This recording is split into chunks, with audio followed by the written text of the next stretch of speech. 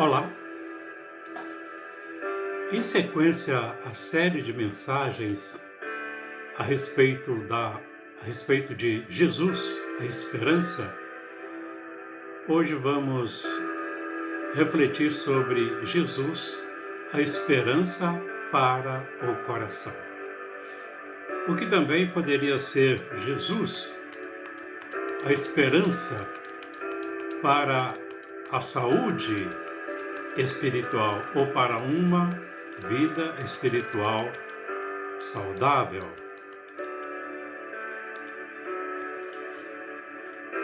Alguns dizem que o coração dos outros é terra onde ninguém vai. Na verdade, nem mesmo o dono do próprio coração pode chegar lá. Apenas Jesus pode penetrar nas profundezas da nossa alma, da nossa vida, e pode realizar em nós uma mudança, uma transformação de dentro para fora. O texto que escolhemos para essa reflexão é o Salmo 19. E o Salmo 19 nos conduz a uma mudança de dentro para fora. Para isso, ele nos leva à percepção espiritual da glória de Deus pelo firmamento. Ou seja, o salmista quer que nós tenhamos uma visão espiritual da glória de Deus através do firmamento. E a partir daqui podemos entender através das coisas criadas por Deus. Não basta nos encantarmos com a criação de Deus, mas é reconhecer o próprio Deus através da sua criação. E ele então diz: os céus declaram a glória de Deus e o firmamento anuncia a obra das suas mãos. Isso está lá no Salmo 19 e o versículo 1. Essa declaração bíblica, ela nos remete ao primeiro capítulo de Gênesis, os versículos de 14 a 19, fala-nos assim: e disse Deus: haja luminares na expansão dos céus, para haver separação entre o dia e a noite. E sejam eles para sinais e para tempos determinados e para dias e anos. E sejam para luminares na expansão dos céus, para iluminar a terra. E assim foi. E Deus fez os dois grandes luminares. O luminar maior, isto é, o sol, para governar o dia. O luminar menor, a lua, para governar a noite, e fez as estrelas. E Deus os pôs na expansão dos céus para iluminar a terra, e para governar o dia e a noite, e para fazer separação entre a luz e as trevas. E viu Deus que era bom, e foi tarde de manhã, o dia 4. Lá voltando ao capítulo 19 de Salmo, ele vai falar sobre o discurso que um dia faz a outro dia, a declaração que uma noite faz a outra noite. Ele fala também sobre a glória do sol, como um noivo, que diz que sai do seu talo, do seu aposento e se alegra a correr o seu caminho. Depois de nos levar a essa contemplação da glória de Deus através da natureza, temos esta percepção espiritual da glória de Deus através da natureza, o salmista, ele nos leva à palavra de Deus. Ele nos aponta a revelação de Deus pela sua palavra e seus efeitos sobre as nossas carências espirituais. É como se o salmista tivesse isso no seu coração para nos ensinar. Olhe, veja as coisas criadas, há um Deus, o Deus verdadeiro que criou todas estas coisas. Ele é glorioso, Ele é poderoso, Ele é rico em poder. Ninguém há igual a Ele. Essas coisas surgiram, não foi, como alguns dizem, criada pela Mãe Natureza. Na verdade, o salmista, ele apresenta a natureza não como criadora, não como mãe, mas como algo criado pelo próprio Deus. Esta é a verdadeira visão cristã das coisas criadas por Deus. Em seguida, ele nos aponta a revelação de Deus pela sua palavra. Fala também dos seus efeitos sobre as nossas carências espirituais. O salmista agora, então, ele nos leva à palavra de Deus e fala dos seus efeitos sobre a vida do ser humano, conforme está descrito no mesmo Salmo, capítulo 19, do versículo 7 ao versículo 11. E sobre essa revelação bíblica, essa revelação de Deus, ele nos diz: a lei do Senhor é perfeita. O que o salmista está querendo dizer como lei do Senhor? Não apenas normas, não apenas regras, muito mais do que isso. Ele está falando da instrução do Senhor. Ele está falando da orientação do Senhor para as nossas vidas. Nós carecemos disso. A palavra de Deus descreve o ser humano como alguém pecador e afastado, separado da glória de Deus, distante da perfeita vontade de Deus em Cristo Jesus. Então ele diz: a lei do Senhor é perfeita. E qual é o efeito desta lei em nossas vidas? Ele diz: a lei do Senhor é perfeita e refrigera a alma. E isso também pode ser dito: a lei do Senhor é perfeita e restaura a nossa alma. E a lei do Senhor, ela traz nela a indicação do nosso Salvador, o Senhor Jesus Cristo. Ele é a palavra de Deus encarnada. A respeito dele, João diz: e o Verbo se fez carne. Verbo quer dizer palavra. Ele está falando do fato de Deus mandar o seu Filho, enviar o seu Filho a este mundo, e ele assumiu a forma humana. E ele não apenas assumiu a forma humana, mas ele não deixou de ser Deus.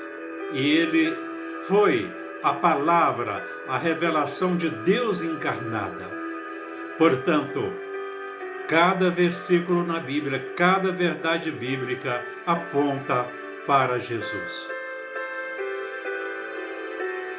Ele é a revelação perfeita de Deus. E como ser humano que foi aqui na terra, ele foi a imagem perfeita de Deus. Ele foi e continua sendo aquilo que nós devemos ser, o nosso referencial seguro. Por isso diz: a lei do Senhor é perfeita, porque Jesus é perfeito. E ela restaura a alma porque Jesus restaura a nossa alma. Por isso que ele morreu ali na cruz do Calvário por nós, para nos restaurar em nós a glória de Deus, da qual a humanidade se separou quando ela pecou. Daí o apóstolo Paulo dizer que todos pecaram e separados estão da glória de Deus, e Jesus veio restaurar em nós a glória de Deus. Quando olhamos para o céu, quando olhamos para as coisas criadas, podemos ver a manifestação da glória de Deus. Mas quando olhamos para Jesus, nós vemos a glória de Deus chegando não apenas diante dos nossos olhos, mas ela está pronta para entrar no nosso coração e transformar a nossa vida. E o salmista continua dizendo: o mandamento do Senhor é puro e ilumina os olhos. Nós precisamos de perfeição. A nossa alma precisa de restauração e nós precisamos de sabedoria. E esta sabedoria vem do alto através de Cristo Jesus. João, a respeito dele, disse: e o Verbo se fez carne e habitou entre nós, e vimos a sua glória, como a glória do unigênito do Pai, cheio de graça e de verdade. E o salmista continua dizendo que os juízos do Senhor são verdadeiros. Deus é perfeitamente justo. E Cristo veio revelar essa justiça de Deus. Ele veio revelar o quanto somos pecadores, o quanto merecemos a condenação de Deus. Mas ao mesmo tempo ele veio nos justificar. Ele veio nos apresentar justo diante de Deus, através da sua obra redentora ali na cruz do Calvário, morrendo pelos nossos pecados, para nos justificar diante de Deus. E o salmista continua dizendo, ele fala que os preceitos do Senhor são retos e alegram o coração. Só em Cristo Jesus nós temos a verdadeira alegria. Só em Cristo Jesus temos o verdadeiro prazer. E o mandamento do Senhor é fonte de orientação para as nossas vidas aqui na face da terra.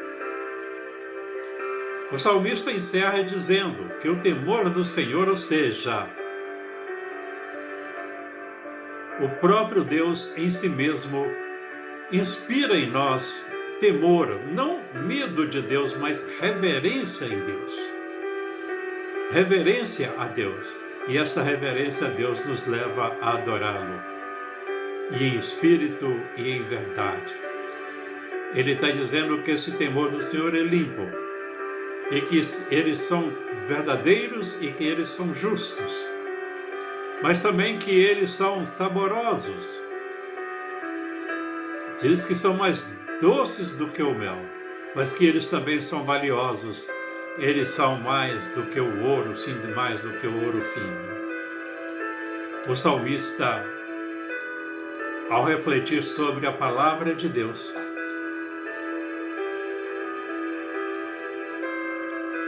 vivida por Cristo Jesus,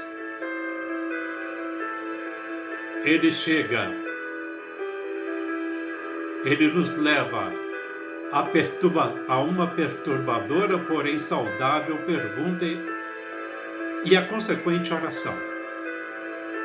Ele nos leva então a esta pergunta: quem pode entender os próprios erros? É como se o salmista chegasse à conclusão: tudo bem, a lei do Senhor é perfeita, ela restaura a alma. O testemunho do Senhor é fiel, ele dá sabedoria. Os mandamentos do Senhor são puros, ilumina os olhos, nos dá orientação. E tivesse dito sobre todos os benefícios da palavra de Deus. Mas como colocar esses benefícios em prática? Como alcançar pureza?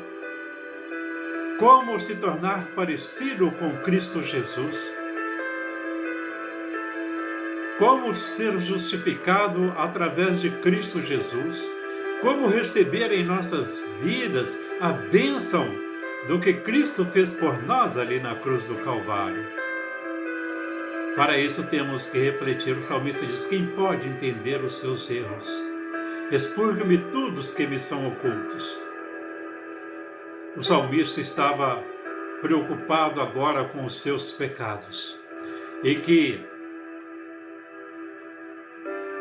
a dimensão, a grandeza dos seus pecados ia além da sua própria compreensão. Mas ele entendia que só que Cristo pode purificar. Por isso, expurga-me tu, limpa-me, purifica. João disse que se confessarmos os nossos pecados, Ele é fiel e justo para nos perdoar os pecados e nos purificar de toda injustiça. O fato é que muitos dos nossos erros, dos nossos pecados, estão numa região tão profunda em nossa alma que nós não nos damos conta de compreender. É uma região que só Jesus Cristo pode ver e chegar.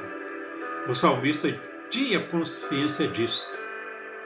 E por esta consciência, ele continua a sua oração e diz: também da soberba guarda o teu servo, para que ela não me domine, para que ela não seja senhora sobre mim, de modo que eu serei sincero e ficarei limpo de grande transgressão. O salmista não estava preocupado apenas com aqueles pecados externos, os atos pecaminosos. Ele estava preocupado principalmente com aqueles pecados internos, aqueles que ninguém vê, aqueles que a religião não resolve, mas não resolve mesmo. A religião, o máximo que ela pode realizar em nossa vida é nos colocar uma máscara social, uma máscara religiosa. Só Cristo pode transformar a nossa vida de dentro para fora. No meu trabalho de capelania, já me deparei com essa pergunta. As pessoas me perguntam de que religião eu sou. E eu não estou lá para falar sobre a minha religião, mas estou lá para falar sobre Jesus, a esperança de que todos precisam em todos os momentos da vida. Jesus. É claro que eu tenho uma denominação específica, que sou membro dela. Todavia, a relevância, a importância está em Cristo Jesus. Jesus, só Jesus pode transformar o ser humano. E Ele faz isso de dentro para fora. A religião, ou até mesmo as mensagens humanistas que nós ouvimos, ela pode até dar uma melhoradinha no ser humano, na sua parte externa. Mas só Jesus pode mudar a nossa vida de dentro para fora. No Salmo 139, o salmista, ele pede como que um eletrocardiograma. Eu estou usando aqui uma linguagem minha. A Bíblia não diz isso, mas o salmista pede para uma mudança no seu coração, uma mudança interna, uma mudança na alma. É como se alguém pedisse um eletrocardiograma, ou seja, ele não quer apenas um paliativo. E a religião pode ser um paliativo, uma mensagem humanista pode também ser um paliativo, mas o salmista queria algo que o curasse da sua enfermidade espiritual de dentro para fora. Ele diz: sonda-me, ó Deus. Isso está lá no Salmo 139, o último versículo deste capítulo, que diz: sonda-me, ó Deus, e conhece o meu coração. Prova-me, ó Pai, e conhece os meus pensamentos, e vê se há em mim algum caminho mau, e guia-me pelo caminho eterno. Em conclusão, só Jesus reflete perfeitamente a glória de Deus. A glória do universo, embora seja bonita, mas ela foi contaminada pelo pecado. como também os nossos olhos foram contaminados, a nossa percepção também está comprometida. Mas em Cristo Jesus, nós podemos ver Deus tal qual Ele é, na sua glória. Cristo Jesus revela a glória de Deus. Só Jesus pode entrar profundamente em nossas vidas. Só Jesus pode nos perdoar e nos purificar de toda injustiça. Só Jesus pode curar todas as feridas do nosso coração. Todos os benefícios da lei estão em Jesus Cristo. Portanto, a palavra de Deus, a lei de Deus, aponta para a nossa necessidade.